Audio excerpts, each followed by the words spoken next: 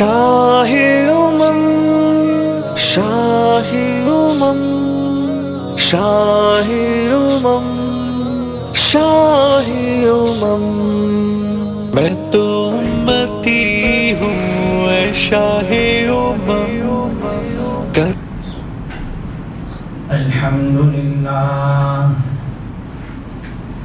الحمد لله وكفى وسلام على عباده الذين اصطفى أما بعد فأعوذ بالله من الشيطان الرجيم بسم الله الرحمن الرحيم إنا أنزلناه في ليلة القدر وما أدراك ما ليلة القدر ليلة القدر خير من 1000 شهر صدق الله مولانا العظيم.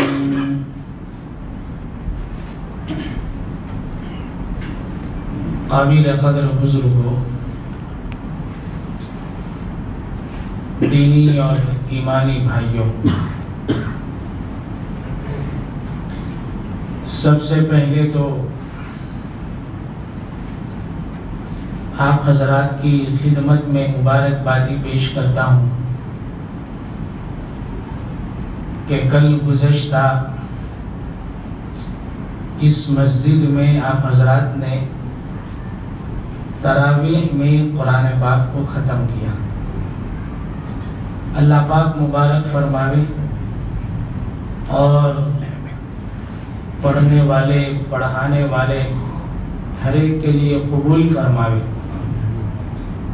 اور قرآن پاک سے صحیح تعلق نصیب فرماوے. ایک سنت تھی، اس سنت کو زندہ کیا. حضرت نبی کریم صلی اللہ علیہ وسلم کی ایک سنت ہے کہ قرآن مجید کو تراویح میں سننا یا سنانا. ان حالات کے اندر اللہ رب العزت نے ہمارے لیے آسان فرمایا. یہ اللہ پاک کا بہت بڑا شکر ہے. اللہ پاک ہمیں سنتوں سے محبت نصیب فرماوے اور زندگی کے ہر شعبے میں سنتوں کے مطابق ہر عمل کو کرنے کی ہم سب کو توفیق عطا فرمائے. میرے بزرگوں، اس وقت جو میں نے ایک چھوٹی سی سورت کی 2-4 آیتیں تلاوت کی، آیات کو سن کر آپ حضرات کے ذہنوں میں مضمون تو غالباً آ گیا ہوگا کہ کس موضوع پر بات کرنا چاہتے ہیں. قرآن مجید کی سورت کے اندر اللہ رب العزت نے شب قدر کے متعلق ذکر فرمایا ہے. دیکھو، اللہ رب العزت نے اس امت کو بہت سی خصوصیتیں عطا فرمائی. ایسی خصوصیتیں اس امت کو دی کہ جو اس سے پہلے کسی امت کو نہیں ملی. ایسے انعامات اللہ پاک نے اس امت کو عطا فرمائے جو ہم سے پہلے امت کو بھی نہیں، کسی نبی کو بھی نہیں دیے.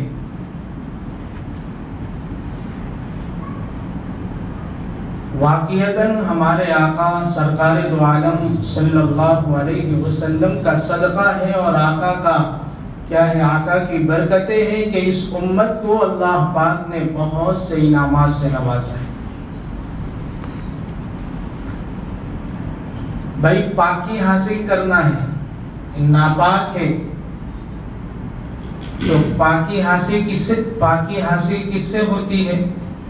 پانی سے غسل کر لو، وضو کر لو، بس اگلی امتوں میں یہی تھا، لیکن نبی پاک صلی اللہ علیہ وسلم کے صدقے اس امت کو یہ ملا کہ اگر اس امت کا کوئی شخص اگر ناپاک ہے اور پانی اسے نہیں مل رہا ہے تو اب کہاں جاوے، ویسے ہی رہے؟ تو شریعت نے کہا کہ کوئی حرج نہیں، پریشان ہونے کی ضرورت نہیں ہے، پانی نہیں ہے تو مٹی سے پاکی حاصل کر، مٹی سے غسل کر لو، مٹی سے وضو کر لو، آپ پاک شمار کیے جاؤ گے، اور مٹی سے پاکی حاصل کرنے کے بعد آپ نماز بھی پڑھ سکتے ہو، قرآن کو چھو بھی سکتے ہو۔ بولو یہ خصوصیت ہے کہ نہیں؟ اگلی امتوں میں نماز ہوتی تھی، لیکن نماز پڑھنے کی جگہ کا مسجد، یعنی کوئی خاص جگہ، بس آپ وہیں آ کر کے پڑھو، کسی اور جگہ نماز نہیں پڑھ سکتے، نہ گھر میں پڑھ سکتے، نہ عبادت خانے میں، نہ دکان میں، مکان میں، کسی جگہ نہیں۔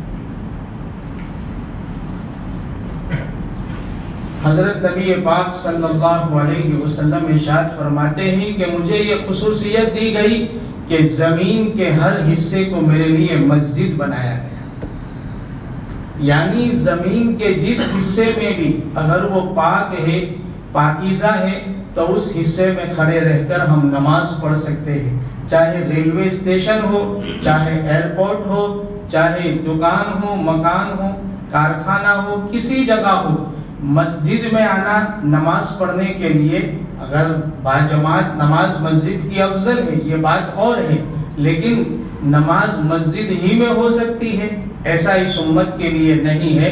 اگر مسجد کی جماعت فوت ہو گئی تو ہم میں کا کوئی انسان اپنے گھر یا دکان پر اپنی نماز کو پڑھ سکتا ہے۔ یہ انعام، تو بہت سارے انعامات سے نوازا اللہ پاک نے، اس میں ایک انعام ہے شب قدر، بہت عظیم الشان رات ہے، اس کا نام ہی اللہ پاک نے رکھا لیلۃ القدر۔ قدر کے معنی عربی زبان میں آتے ہیں عزت والا، عظمت والا، تو لیلۃ القدر کا ترجمہ ہوا کہ یہ رات عزت والی ہے، یہ رات عظمت والی ہے۔ جس رات کو عظمت والا خدا جس رات کو عظمت والی کہے تو اس رات کی عظمت کا اندازہ کیا ہو سکتا ہے کہ اللہ نے اسے عظمت والی بیان فرمایا، لیلۃ القدر۔ قرآن میں اللہ فرماتے ہیں کہ اس کی عزت اور اس کی عظمت کی وجہ کیا ہے؟ اِنَّا أَنزَلْنَاهُ فِي لَيْلَةِ الْقَدْرِ، کہ اس رات کی عظمت کا اندازہ اس سے لگا لو کہ ہم نے عظمت والی کتاب کو یعنی قرآن مجید کو آسمان سے اتارنے کے لیے، لوح محفوظ سے اتارنے کے لیے جس وقت کا انتخاب کیا اور جس رات کو ہم نے چنا، وہ رات کون سی تھی؟ شب قدر۔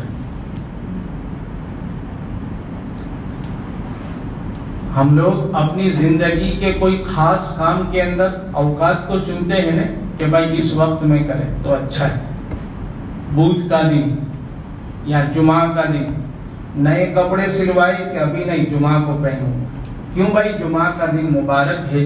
تو اللہ رب العزت نے قرآن مجید کو نازل کرنے کے لیے اور قرآن مجید کو اتارنے کے لیے کس کا انتخاب کیا؟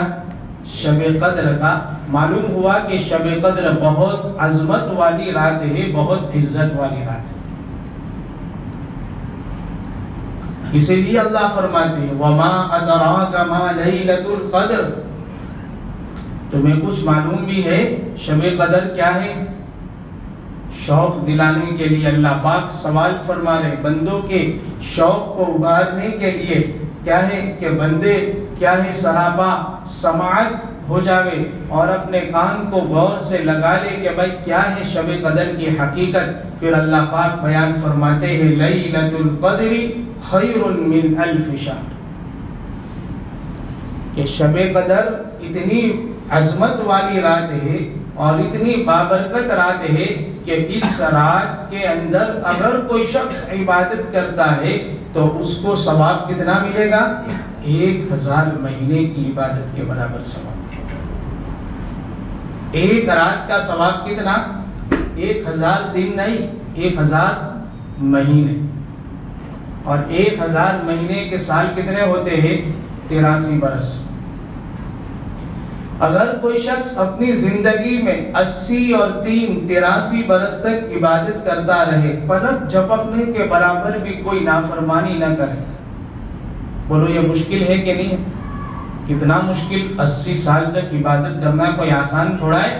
یہاں پر اللہ پاک نے اس امت کو انعام دیا کہ ہمارے آقا سرکار دو عالم صلی اللہ علیہ وسلم کے صدقہ اس امت کو یہ انعام ملا کہ اگر اس امت کا کوئی فرد اس ایک رات کے اندر عبادت کر لیتا ہے، اپنے آپ کو جگا کر عبادت میں مشغول رکھتا ہے، تو وہ ایسا ہے جیسا اس نے 83 برس تک اللہ کے سامنے کھڑے رہ کر عبادت کی۔ کتنی عظمت والی رات ہے۔ حضرت نبی پاک صلی اللہ علیہ وسلم نے بیان فرمایا حدیثوں کے اندر کہ جب شب قدر ہوتی ہے تو فرشتے اپنی ڈیوٹی کو چھوڑ دیتے۔ آسمان میں جو ڈیوٹیاں ہیں نا فرشتوں کی، کوئی رکوع میں، کوئی سجدے میں، کوئی اللہ کے سامنے عرش کے پکڑے ہوئے، اور کوئی نہ معلوم مختلف ڈیوٹیاں ہیں۔ جب شب قدر ہوتی ہے نا، اللہ پاک فرماتے جاؤ بھائی تمہاری ڈیوٹی سے چھٹی، لیکن چھٹی مستقل نہیں، تمہاری ڈیوٹی بند۔ کہاں جاؤ؟ کہا دنیا میں جاؤ، میرے بندے اس رات کے اندر جو بھی میرا بندہ عبادت کرتا ہو، دعا مانگتا ہو، تو اس کے پاس جا کر کے بیٹھو، اس سے مصافحہ کرو، دعا مانگتا ہو تو اس کی دعا پر تم آمین کہو، اور اگر کسی عبادت میں ہو تو بازو میں بیٹھ کر اس کے لیے دعائے رحمت بھی کرو۔ فرشتے ہمارے لیے رحمت کی دعا کریں کس رات کے، لیکن کس کے لیے؟ واٹس ایپ میں مشغول ہو اس کے لیے؟ بولو نہیں۔ باہر بیٹھ کر ایک دوسرے کی غیبت کر رہے ہو اس کے لیے نہیں۔ حدیث میں فرمایا جو اللہ کی عبادت کرتا ہو، نماز تلاوت و ذکر میں مشغول ہو، ایسے شخص کے پاس آ کر کے فرشتے مصافحہ کرتے ہیں، اس کے لیے رحمت کی دعا کرتے ہیں، اور کوئی بندہ اگر دعا میں ہوتا ہے نہیں تو فرشتے اس کی دعا پر آمین کہتے ہیں، اور فرشتوں کی آمین قبول ہے تو ہماری دعا بھی قبول ہو جائے گی۔ ان ساری فضائل کو دیکھتے ہوئے ایک حدیث یاد آئی، حضرت نبی کریم صلی اللہ علیہ وسلم فرماتے واقعتاً کہ بھائی بہت لمبی حدیث ہے کہ واقعتاً شب قدر بہت عظمت والی رات ہے، من حرمہا فقد حرم الخیر کلہ، کہ واقعتاً شب قدر کے ان فضائل کو دیکھتے ہوئے اس بات کا اندازہ ہوتا ہے کہ جو شخص اس رات کی بھلائی سے محروم رہا اور اس رات کی عبادت سے محروم رہا تو واقعتاً حضور فرماتے ہیں وہ ایسا ہے کہ وہ ساری بھلائیوں سے محروم رہا۔ اتنا بڑا انعامات، اتنے بڑا انعام اللہ پاک دینا چاہتے ہو، ہم سو رہے تو ہم سے بڑا محروم اور کون ہو سکتا ہے؟ وَلَا يُحْرَمُ الْخَيْرَ إِلَّا مَحْرُومٌ، اور اس رات کی بھلائی سے وہی محروم رہتا ہے جو حقیقتاً محروم رہتا ہے، محروم، یعنی اس کی محرومی میں اب کیا شک ہو سکتا ہے کہ اللہ پاک اتنا بڑا انعام دے رہے ہو اور ہم لوگ اپنے بستر پر سوئے پڑے ہو، ہم لوگ باہر گھوم گھام کر اپنے اوقات کو برباد کر رہے ہو، اپنے اوقات کو ضائع کر رہے ہو، تو پھر ہم سے بڑا محروم کوئی نہیں ہو سکتا۔ قربان جائیے اللہ کے ان بندوں پر جو فرماتے ہیں کہ ہم نے زندگی کے 50 سال میں، کسی نے کہا 60 سال میں، کسی نے کہا 70 سال میں، کبھی شب قدر کی عبادت کو ہم نے چھوڑا نہیں۔ زندگی میں کبھی شب قدر ہم سے نہیں چھوٹی، ہر سال شب قدر ہم نے پائی۔ اب بولو وہ کتنی سب عبادت کا ثواب لے گئے؟ 10 سال بھی اگر کسی نے پائی نے تو 830 برس ہو جائے۔ اس لیے میرے بزرگوں، یہ شب قدر کی فضائل اور شب قدر کی برکتوں سے فائدہ اٹھانا چاہیے۔ اب ایک بات یہ کب ہوتی ہے تو دیکھو، حضرت نبی کریم صلی اللہ علیہ وسلم کتنے شفیق ہیں اس امت پر۔ حضور نے کیا فرمایا؟ بھائی شب قدر تو کوئی فکس نہیں ہے، گھومتی رہتی۔ اب اتنا بڑا انعام پانے کے لیے کوئی آدمی پورا سال بھی جاگے تو آسان ہی ہے۔ 80 سال کی عبادت کا ثواب لینا ہو تو بولو پورے سال جاگنا تو پڑے گا نہیں۔ اگر کسی کو شوق ہو تو 360 راتیں جاگ لو، ایک سال قربان کر دو نیند کو تو تم پالو گے۔ لیکن واقعتاً ہمارے آقا سرکار دو عالم صلی اللہ علیہ وسلم اس امت پر کتنے مہربان ہیں، کتنے شفیق ہیں کہ آقا نے فرمایا میری امت پورے سال تو جاگ نہیں سکتی، تو اتنا آسان راستہ بتا دیا امت کو حضرت نبی پاک صلی اللہ علیہ وسلم نے کہ اگر تم شب قدر کی عبادت کو پانا چاہتے ہو، شب قدر کو پانا چاہتے ہو، پورے سال نہ جاگو گے چل جائے گا، رمضان کا مہینہ جاگ کر گزارو۔ کتنی راتیں ہوتی ہے؟ 30۔ پھر آقا کو رحم آیا کہ میری امت کے افراد تھکے ہوتے، بہت سے لوگ بیچارے تھکے ہوتے، نہیں جاگ سکتے 30 راتیں بھی، تو حضور نے اور ایک قدم نیچے اتارا اور کیا فرمایا؟ فرماتے ہیں حضور پاک صلی اللہ علیہ وسلم میرے امتیوں، مجھے معلوم ہے، حدیث تو نہیں ہے لیکن میں کہہ رہا ہوں کہ بھائی کیا ہے، میری امت کے لیے 30 راتیں جاگنا مشکل ہے، تو حضور فرماتے چلو چھوڑو 30 راتیں بھی، اخیر کا عشرہ جاگ کر گزار دو، شب قدر کو پائے۔ اب اخیر کے عشرے میں کتنی راتیں ہوتی ہے؟ 10۔ بولو 10 راتیں جاگنا مشکل ہے، اتنے بڑے انعام کو دیکھتے ہو کوئی مشکل ہے، لیکن پھر بھی اللہ کے رسول صلی اللہ علیہ وسلم نے اس امت کے لیے رحم فرمایا اور یوں فرمایا کہ بھائی چلو میری امت کا کوئی آدمی 10 راتیں بھی نہ جاگ سکے تو حضور پاک صلی اللہ علیہ وسلم فرماتے اگر نہیں جاگ سکتے ہو 10 راتیں تو 5 راتیں جاگو۔ اس عشرے کی کتنی راتیں؟ 5 طاق راتیں، یعنی ایک ہی راتیں، 21، 23، 25، 27 اور 29۔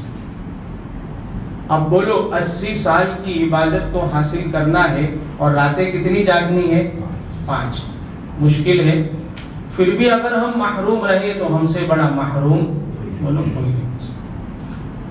اللہ پاک ہمیں شب قدر کی عبادت نصیب فرمائے۔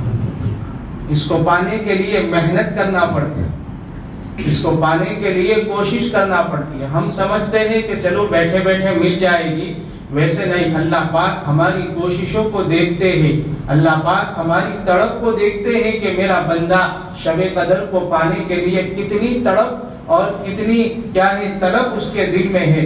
جس شخص کے دل میں طلب ہوتی ہے، جس شخص کے دل میں طلب ہوتی ہے، اللہ پاک اس کی طلب پر اس کو شب قدر نصیب فرماتے ہیں۔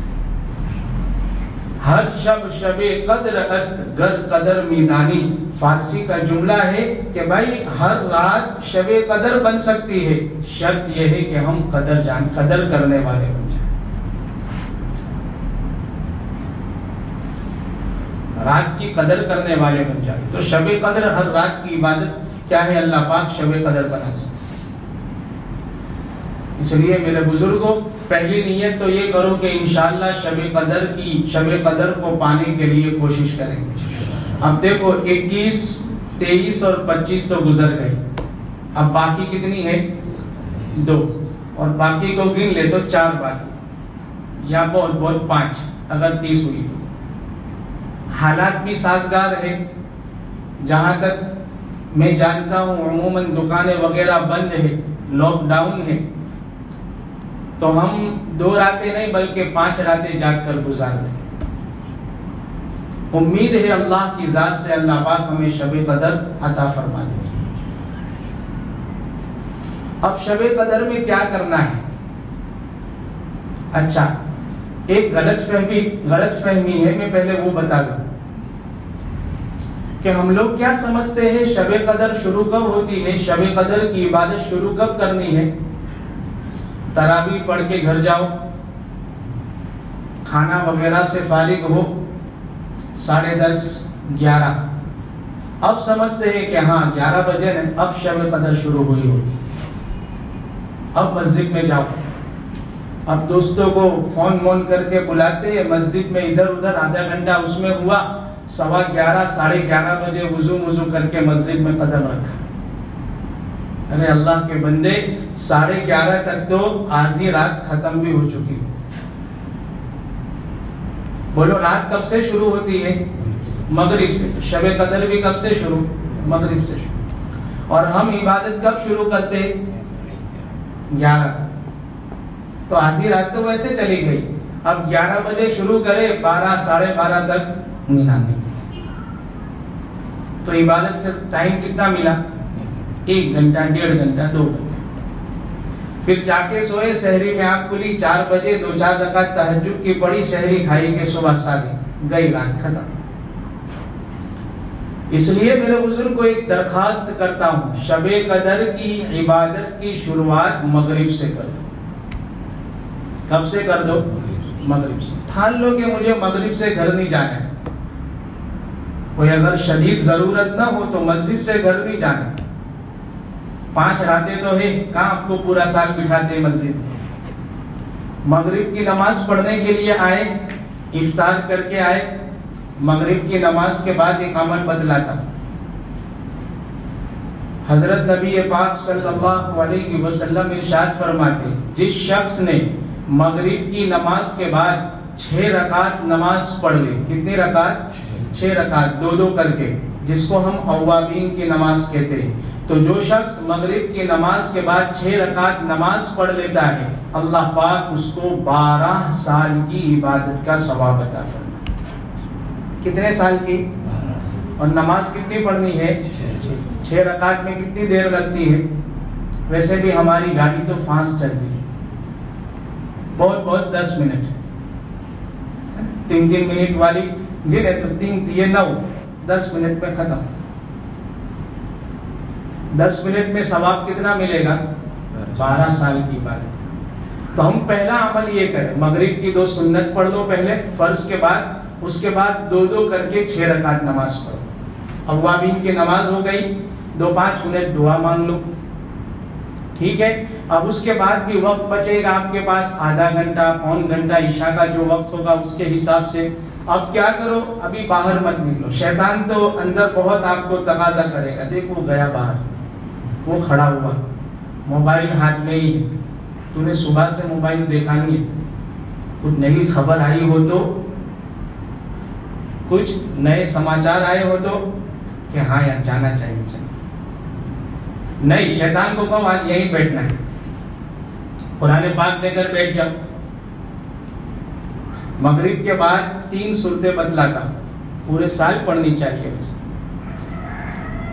حضرت نبی پاک صلی اللہ علیہ وسلم فرماتے، جو شخص رات کو سونے سے پہلے، مغرب کے بعد سے لے کر سونے سے پہلے سورہ واقعہ پڑھ لیتا ہے، اللہ پاک اس کے گھر میں کبھی فاقہ نہیں لاتے۔ سورہ واقعہ پڑھ لو۔ ایک 2 سورتوں کی فضیلت ہے، حضور پاک صلی اللہ علیہ وسلم فرماتے، جو شخص مغرب کے بعد الف لام میم سجدہ پڑھتا ہے اور تبارک الذی کی سورت پڑھتا ہے، یہ 2 سورتیں پڑھتا ہے، تو حضور پاک صلی اللہ علیہ وسلم فرماتے اللہ پاک غالباً اس کی فضیلت یہ ہے کہ جنت میں اللہ پاک محل بنائے۔ 3 سورتیں ہو گئی، یہ پڑھ لو۔ ابھی وقت بچا ہے، آپ کو قرآن پاک پڑھنے کا شوق ہے، یاسین شریف پڑھ لو. میں نے اس دن بتایا تھا 10 قرآن پاک کے برابر کا ثواب. اور اگر یاسین شریف نہیں پڑھنی تو جو روزمرہ کا قرآن چل رہا ہوگا نا آپ کا، یہ پارا فلانا پارا رمضان کے، وہ بیٹھ جاؤ 10-15 منٹ قرآن پڑھ لو. عشاء کا ٹائم ہوگا، استنجا وضو کر کے نماز کے لیے عشاء کی مسجد میں آ جاؤ. آپ کا پورا 1 گھنٹہ عبادت میں گزر گئے. عشاء کی نماز پڑھو گے، تراویح پڑھو گے، 1 گھنٹہ اس میں جائے گا. کتنے گھنٹے گزر گئے؟ 2 گھنٹے عبادت میں گزرے. تراویح کے بعد بھی اگر آپ کو تھکان نہیں لگی ہے تو آدھا 1 گھنٹہ اور عبادت کر لو، تسبیح پڑھ لو، درود شریف کی کثرت. اس رات میں حضور پاک صلی اللہ علیہ وسلم فرماتے ہیں کہ اللہ پاک سے خوب دعائیں مانگو، اپنے گناہوں کی معافی مانگو. عائشہ نے پوچھا یا رسول اللہ اگر میں شب قدر پا لوں تو کیا دعا پڑھوں؟ فرمایا عائشہ یہ پڑھا کرو اللہم انک عفو تحب العفو فاعف عنی. یا کریم، اس کا ترجمہ یہ ہے کہ اللہ تو معاف کرنے والا ہے، معافی کو پسند بھی کرنے والا ہے، تو مجھے بھی معاف فرما. دعائیں مانگو اللہ پاک سے. صلاۃ التسبیح پڑھو. 5 راتیں ہیں، آدھے گھنٹے کی نماز ہے، چاہے تراویح کے بعد پڑھو، 11 بجے پڑھو، 12 بجے پڑھو، آپ کو یہ اختیار ہے پوری رات کے اندر. لیکن صلاۃ التسبیح پڑھو. صلاۃ التسبیح ایک ایسی نماز ہے کہ حضرت نبی پاک صلی اللہ علیہ وسلم فرماتے ہیں جو آدمی اس نماز کو پڑھتا ہے اللہ پاک اس کے 10 طرح کے گناہوں کو معاف فرماتے ہیں. چھوٹے بڑے، نئے پرانے، اگلے پچھلے، ظاہر میں کیے ہوئے، پوشیدہ میں کیے ہوئے، جان بوجھ کر کیے ہو اور انجان میں ہو گئے. اسی لیے حضور نے اپنے چچا حضرت عباس سے فرمایا کہ میرے چچا تم اگر ہو سکے تو اس نماز کو روزانہ پڑھنے والے بننا، نہیں ہو سکتا ہے تو ہفتے میں 1 دن پڑھنے والے بننا، نہیں ہو سکتا ہے تو سال میں 1 دن پڑھو، مہینے میں 1 دن پڑھو، نہیں ہو سکتا ہے سال میں 1 دن پڑھو. اور آخر میں حضور پاک صلی اللہ علیہ وسلم نے ارشاد فرمایا کہ اگر تم سے سال میں بھی نہیں ہو سکتا تو زندگی میں تو 1 مرتبہ ضرور پڑھ لینا. بعض اللہ والے فرماتے حضرت عبدالعزیز بن ابی رواد رحمت اللہ علیہ، عبداللہ ابن مبارک رحمت اللہ علیہ کے استاد ہوتے، حدیث کے امیر المؤمنین فی الحدیث تھے عبداللہ ابن مبارک، ان کے بھی استاد ہوتے ہیں. وہ فرماتے ہیں کہ جس شخص کا ارادہ جنت میں جانے کا ہو وہ صلاۃ التسبیح کو اپنے لیے لازم سمجھ لے. جو صلاۃ التسبیح پڑھتا رہتا ہے اللہ پاک اس کو جنت میں داخلہ ضرور عطا فرماتے.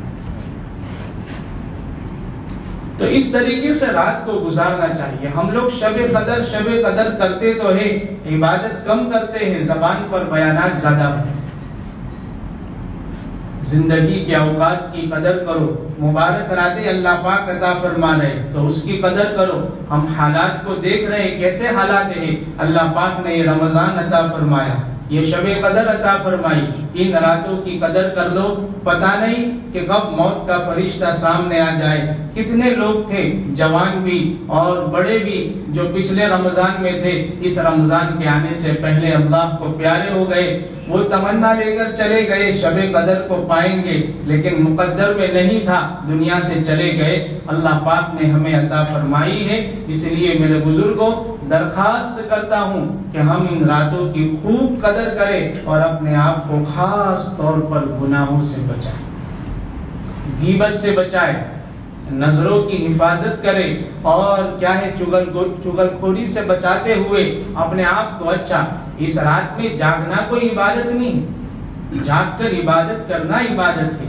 اگر ہم عبادت کر سکتے ہیں بھائی 12 بجے تک عبادت کر سکے، اب اس کے بعد نیند آ رہی ہے تو سونا کوئی گناہ نہیں ہے، جا کر سو جاؤ. بلکہ میں تو کہتا ہوں کہ باہر کھڑے کھڑے گپے ہانکنا اور ایک دوسرے کی غیبتیں کرنا اس سے تو بہتر ہے کہ ہم گھر میں جا کر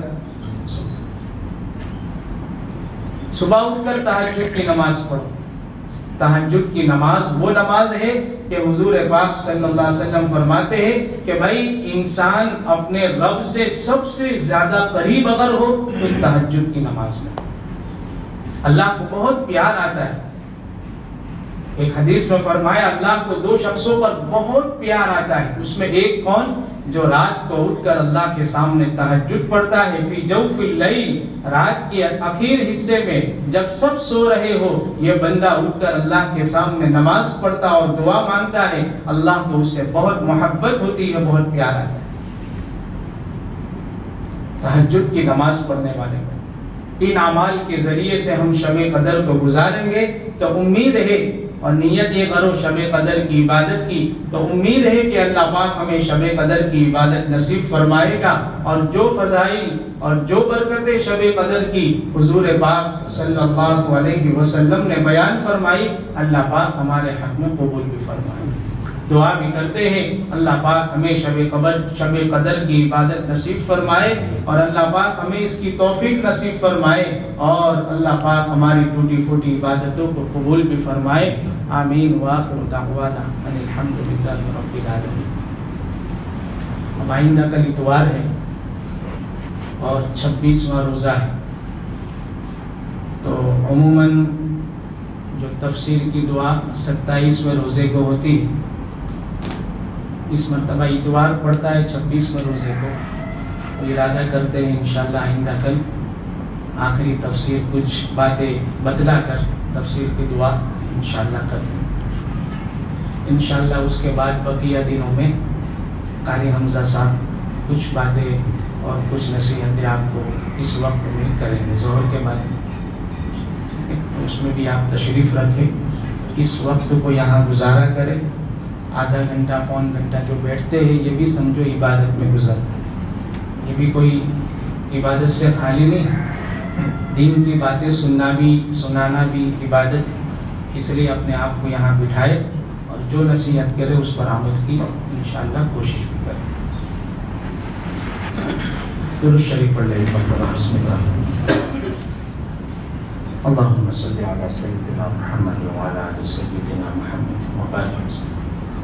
اللهم لك الحمد كله ولك الشكر كله وإليك يرجع الأمر كله بيدك الخير كله إنك على كل شيء قدير اللهم صل على سيدنا محمد وعلى آل سيدنا محمد وبارك وسلم ربنا آتنا في الدنيا حسنة وفي الآخرة حسنة وقنا عذاب النار لا إله إلا أنت سبحانك إني كنت من الظالمين رب اغفر وارحم وتجاوز عما تعلم إنك أنت الأعز الأكرم ربنا هب لنا من أزواجنا وذرياتنا قرة أعين واجعلنا للمتقين إماما اللهم إنا نسألك علما نافعا ورزقا حلالا واسعا وعملا متقبلا وشفاء من كل داء اللهم أعنا على ذكرك وشكرك وحسن عبادتك اللهم ارزقنا عبادة ليلة القدر اللهم تقبل صيامنا وقيامنا في رمضان